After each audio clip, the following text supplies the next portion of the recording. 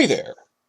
This video is about an interview that came out last week in io9.com in which I suspect that the Game of Thrones Linguist may have accidentally revealed spoilers about the Valyria prequel. The Valyria prequel is titled Empire of Ash and is being written by Max Borenstein, but its very existence is not openly acknowledged by HBO. That all we know about it is from a very detailed leak that came out to Game of Thrones Wiki last year. That we do know, they do acknowledge that Borenstein is one of 5 people who were announced as writing prequel pitches, but any of its content, its very identity, that was a secret. I'll tell you right now, he didn't say anything that confirmed the existence of Borenstein's prequel is actually a Valyria prequel. He didn't say anything like that. But he was speculating on, I made High Valyrian. What was Valyria like? And he gave such a detailed answer, it didn't sound like a hypothetical. It sounded like he was playing coy with it. So I just made this quick video to point you guys to this interview. I want you to watch it, and in the comments come back, it's only 5 minutes long, and see, it's not even so much what he says as the way he says it.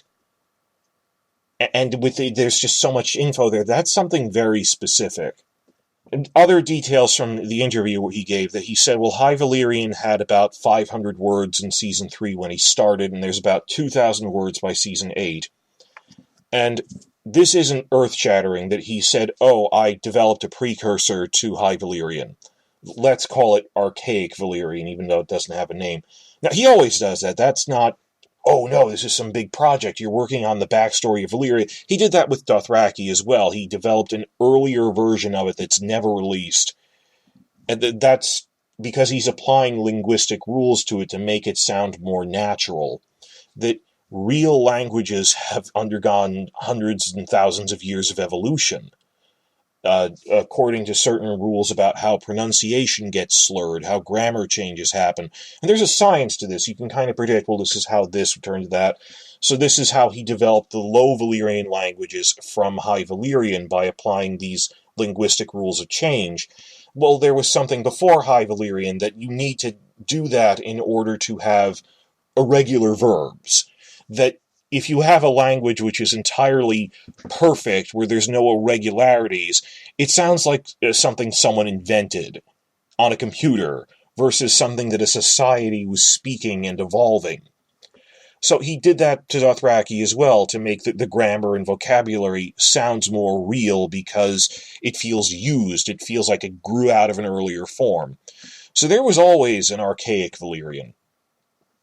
And in the Valyria prequel, Empire of Ash, there are 2 big Dragon Lord factions, the Sphinxes and the Young Dragons.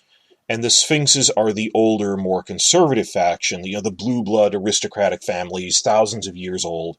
So given that Valyria is basically fantasy Rome with dragons, he didn't say this, just me personally, I think it would be interesting if the Sphinxes speak High Valyrian with a few relics from Archaic Valyrian, comparable to Archaic Latin. Just even their language is a little different from the other Valyrian Dragon Lords.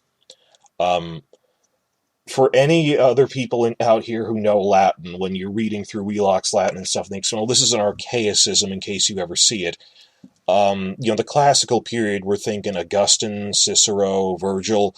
Archaic, this is all the Saturnine stuff, Punic Wars. There was a paucity of actual literature in Rome, let's be honest. Before that, everything they copied from the Greeks. But when they go look out for these archaic features, it's the ablative case hadn't fully absorbed most of the locative yet, so you'll see like third declension singular using dative forms, I's instead of E's. Another one is subjunctive clause cum, in a when clause. It's spelled exactly like cum, the preposition when, like cum nobis, with us. But cum, the subjunctive clause word, that's a slurred archaic Latin word. That was spelled originally as quam with a Q, and it's slurred to cum. So like cum hoc fecissent ad te fugit, when he had done this, he fled to you. That would be quam hoc fecissent. It's an archaic version of the word. and other things. This is all filtering down from Proto-Indo-European to, like, classical, we know sum es et sumus estis sunt. But learning that by rote. But, like in Archaic, it was, you can tell the pronunciation was different enough that they spelled it differently. It was e-som, slurred to sum, as est, but then sumos instead of sumus estis sunt. That just, the pronunciation changed. They went through vowel shifts over time. So there is an archaic Valyrian that exists that he made to make out of High Valyrian, and I think that would be useful for Empire of Ash. And later in the video he says he's hesitant to make vocabulary about Valyria's social structure or everyday life because we don't know it yet. We don't know that much about their society until George R. R. Martin reveals more. So, like, you can say the word to go, or to be, or to walk, or kill, or fight, but mother, father, well, there's a lot of social assumptions in that, or what is their social structure like? And I don't know how he'd feel confident enough to say this, that he then went right on to say, oh yeah, and the word for father can apply equally to your father's brother, or the word for mother can equally be applied to your mother's sister, without difference. And it seems a hint, just to me, that what does he mean by that? You just said you don't know their social structure, and then you said it as if someone told you. It kind of seems like a hint that they didn't have nuclear families, but everyone in a generation of a family saw themselves as children of the next older generation. I'm not sure, all of that keep the bloodline pure incest stuff, I'm not really sure how that works. And they have specific terms for if you have a paternal aunt or maternal aunt. They have different words for it's on your female side or your male side. Like Japanese has different terms for that, but we don't in English. That Valyrian would distinguish that. So, but that's all just a few details here and there. This is the meat of what I want to tell you all about, and please watch this, it's short. He was asked, just in general, what was Valyria like along these terms of we don't know exactly what their world was like, their society. And David J. Peterson started speculating in such a way it sounded like he was talking around a spoiler he already knows.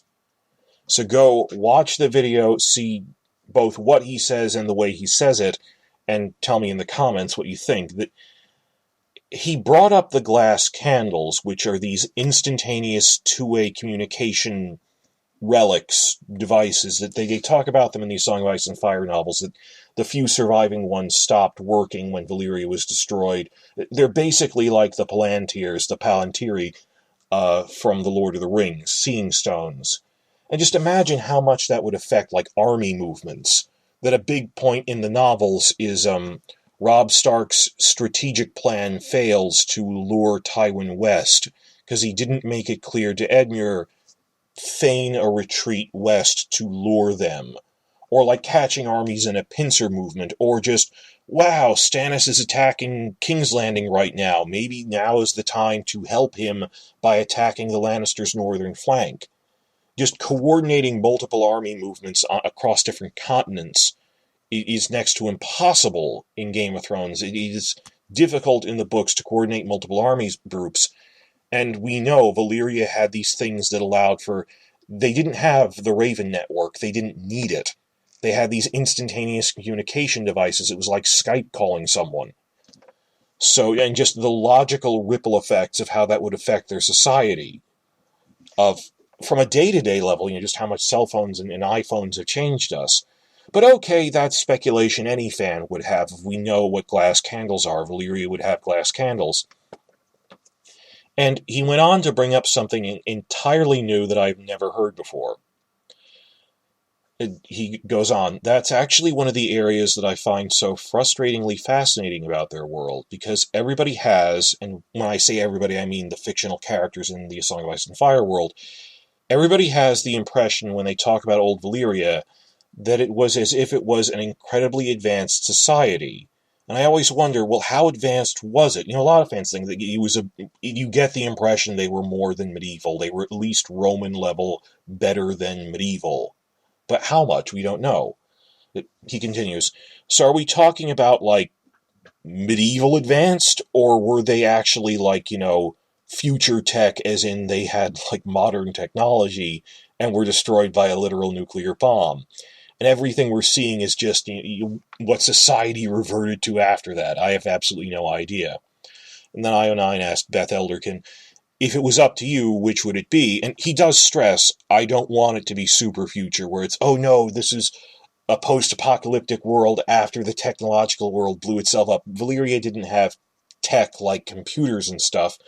It wasn't some advanced society that fell, but he's still saying he's interested that in a medieval sense, like the way Rome had, the aqueducts and all the engineering projects, that this is lost technology compared to the medieval world that came after it.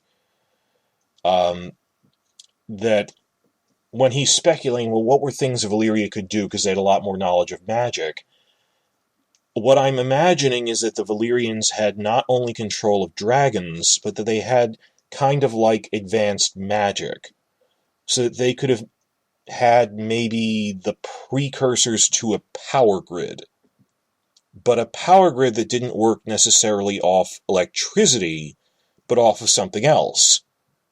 So they could have things like, lights that come on in their houses at the flick of a switch, but maybe not necessarily by electricity. It's similar motions to what we would use in a modern time, but it's powered by magic, not technology.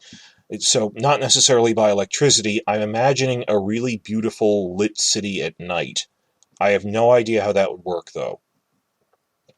And the thing is, when I was shown the series Bible to Empire of Ash over a Skype call, and I wasn't shown literally every page, but I was shown like there's a full chapter on just world-building Valyria, and sitting down to think out things we heard about it in the books, that because dragons can fly, they had towers that had landing pads at the top, so some of the dragon lords never walked on the ground. They just got around by going from one skyscraper to the next. A lot like the planet Coruscant in Star Wars, where the ground, no one ever goes to the ground level anymore in hundreds of years. There's landing pads on top of the skyscrapers, and they just go from one to the next. And just, well, how would that affect their society? Or we have glass candles. We can instantaneously communicate with a regional capital of a province half a world away. So I wasn't shown everything in it. It just said there's this whole chapter on thinking out, well, Valyria had more magical power. How did that apply on an everyday level? So I know thought was going into that type of thing. And here we have Peterson giving a suspiciously specific answer of, oh, well, I kind of think maybe the Valyrians had something that it was like electrical light's power grid, but it ran on magic. Like I'm thinking like bioluminescence or something, just whatever spell they had to power their light bulbs, that it will look disarmingly like the modern day, like they flick a switch to turn them on. I think it's like the reverse of Clarke's third law, that, sufficiently advanced technology looks like magic. Well, sufficient mastery of magic will come to resemble what we use technology for. So I've said this before, I really think he would certainly be one of the people they had already contacted by this point about a Valyria prequel. It was first proposed in 2016. That they surely must have told Peterson about the Valyria prequel already. I don't think he can talk about it due to non-disclosure agreements, which is fine. That's the industry, that it's supposed to be a secret now. HBO would be mad at him if he said more. It's just that, and this is plausible deniability. Maybe he's just speculating. Or maybe this is going to be a big aspect of Empire of Ash, that it seems like they have an electrical power grid powered by magic. Where do they get all the magical power reserves? Well, have you ever heard of the phrase powered by a forsaken child? They just think, all the blood sacrifices, and they keep buying slaves by the thousands come to slave away and die in the mines underneath the volcanoes, that it's powered by blood magic and human sacrifice, I think. That would be just a bonkers twist on this, of, well, this is what our society runs on, as the metaphor of all that. So was this him describing a prequel he's been told about. Please check out the whole video at the link below. It's only 5 minutes long, and it's very interesting. And please share your thoughts in the comments. Oh, and one other quick thing I want to add on the end here, because it was in the news. Brian Cogman just wrote episode 2 of season 8, and in the post-episode interviews, he confirmed that his prequel pitch has been rejected. They're not going to do it anymore. That he was one of the 5, he was the last of the 5 pitches that was made, and we don't know the identity of it. Now, this isn't news, so I'm not going to put it in a separate video, that a couple of months ago, it was announced that he had signed an exclusive 5-year deal with Amazon. So, putting 2 and 2 together, well, if it's an exclusive deal, I guess that means your prequel has been rejected, and this is just confirmation. We already knew this, that he's going to Amazon, he's not going to be making a prequel. And he's not even going to be working on the other prequels. Well, maybe they rejected his pitch, but he'll be a writer on it. No, it's an exclusive deal for Amazon, so he's out. The only real question that raises is, what the heck was the 5th prequel idea, that they didn't tell us the identity of any of them? That we know about the Long Night one and about the Valyria one, Empire of Ash. And Martin said that Fire and Blood has the basis for 2 other prequels in it, which you're pretty sure are Targaryen Conquest show, which that would extend through the death of Maegor, the life of Visenya.